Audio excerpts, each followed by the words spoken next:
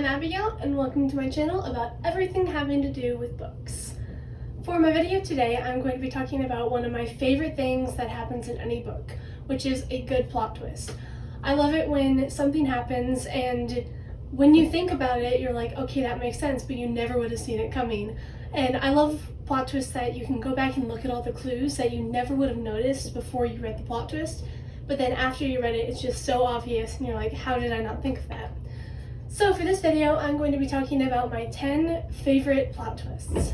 And before I start, I just want to say that obviously there will be spoilers for every single one of these books, because you can't really talk about a plot twist without saying what it is.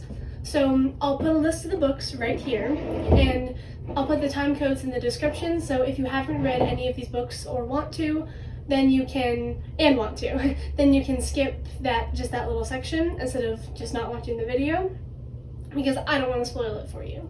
So without further ado, here we go, my top 10 favorite plot twists.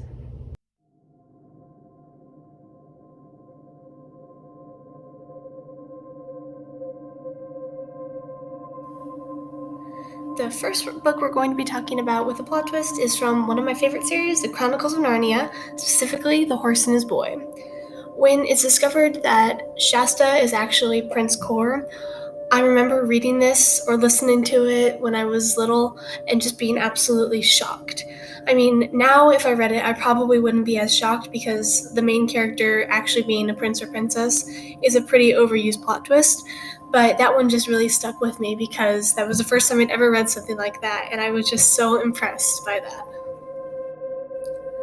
I always love a good betrayal, and Red Queen has a great example of this. I actually had this one spoiled for me before I read it, which is probably why it's not higher up on the list, but I did still, I was still shocked when it happened, even though I knew it was going to happen, because Maven was one of my favorite characters, but then turned out to be one of my least favorites. For number 8, we have The Kill Order, the prequel to the Maze Runner trilogy, and whenever you read a prequel, you're always looking for connections to the characters in the earlier book, but Dee Dee was not a character I was really paying attention to. I was paying attention to all the other characters, but not her. So when I found out that she was Teresa, I was absolutely shocked. I remember I texted my sister and I was like, no way. I'm going to say 4 words, and anybody who's read the testing will hopefully understand what I mean. Taking out the competition. Looking back, I read this book in 2 days, and I think if I'd taken longer to read it, I would have caught all the hints towards Will being the crossbow shooter and a traitor, but because I read it so quickly, I didn't catch those hints. And the author also did a great job diverting my attention away from Will when I should have been paying more attention to him. Yet another book where I was paying too much attention to one story and not enough attention to another. After nuances of Cinder secretly being the princess of Luna and everything that meant for her parents, I wasn't at all thinking about who Cress's parents might be. But I should have, because apparently her father is Dr. Erland. And when I read that, I was just like, how did I not see that? It was so well done that I could see the hints after the fact, but not before. I think the main reason why Braum being Aragorn's father and not Morzan was such a satisfying plot twist to me is because I was so annoyed when I thought that Morzan was his father.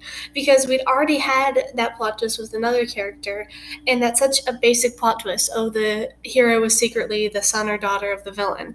And I was so annoyed, so I think that's one of the main reasons why I liked it, is because it wasn't the case. I'm not technically even sure if this counts as a plot twist, but I read it as one and I liked it, so I'm putting it in here. At the end of the Hunger Games, when Katniss and Peeta decide to both fake a double suicide in order for the game makers to stop the game, when the first time I read that, I was just like, that is so smart, because I knew that they both had to survive, but I didn't know how. So that was an amazing way to do it. There are a lot of plot twists in Keeper of the Lost Cities, but I picked the one that stood out to me the most, and that is in Everblaze when it's revealed that it's not Keith's father who's a member of the Neverseen, his mother. And the reason why I like this so much is because I hadn't even been surprised when they thought that his father was a member of the Neverseen, because that just seemed like the logical conclusion. But when it was revealed that it was actually his mother, all the logic was the same, but it had so much bigger implications. If you don't want to be spoiled about the plot twists in any of the books in this video, this would be the one to avoid, because it's a mystery and I'm literally going to tell you who did it. When I was on a car trip when I read that the narrator of the story was actually the murderer, and I remember I just stared at the window for like 30 minutes just thinking about how that could happen, and it was just such brilliant writing. Like the descriptions were so vague, but not vague enough that you noticed something was off. It was just an incredible plot twist, and if you read it, you know what I'm talking about, because hopefully you're not here if you haven't read it. There are 3 reasons why I chose the plot twist in The False Prince as the best plot twist. Number 1 is that it's written in first person. Number 2, it's that the main character actually knows what the plot twist is, so he is like thinking about it the whole time. And number 3, it takes a very overused plot twist and makes it into, well, my favorite plot twist on this list. I just remember the first time that it was revealed to me that the narrator of the book, Sage, was actually Prince Jaren, the prince he'd been training to emulate this whole time. And I just flipped back through the pages and kept checking, like, there must have been a time where he slipped or something like that. And there were times when he thought about it, but you wouldn't catch it unless you knew. It was just incredibly fascinating, and this plot twist literally changed the way I think about writing plot twists. I really hope you enjoyed this video. I had a lot of fun making it, and who knows, maybe I'll read a book tonight that has an incredible plot twist. So maybe I'll make a part 2 of this later, because there are just so many great plot twists throughout literature. And so tell me in the comments what some of your favorite plot twists are, but be careful, maybe just say the book that it comes from in case I haven't read it. And remember to like and subscribe and share this video with a friend.